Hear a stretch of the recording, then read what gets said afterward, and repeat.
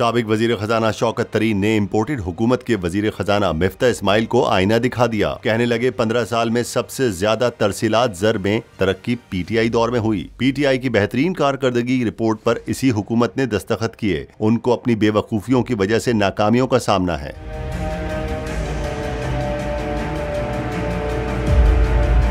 PTI रहनुमा शौकत तरीन ने रद्द-ए-अमल दिया। कहा जाता रहा पीटीआई हुकूमत मईशत पर झूठ बोल रही है। शौकत तरीन ने कहा कि रुपया आपकी नालायकी की वजह से नीचे आया। 15 साल में सबसे ज्यादा तरसीलात ज़र, ज़राअत, जीडीपी और इंडस्ट्रियल सेक्टर में तरक्की पीटीआई दौर में हुई।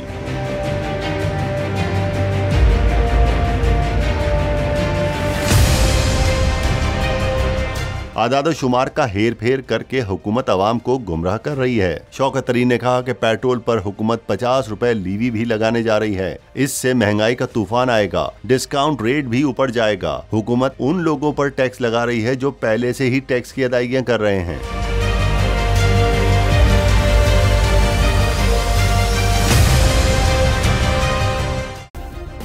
सब्सक्राइब करें और बेल दबाएं ताकि कोई खबर रह न जाए।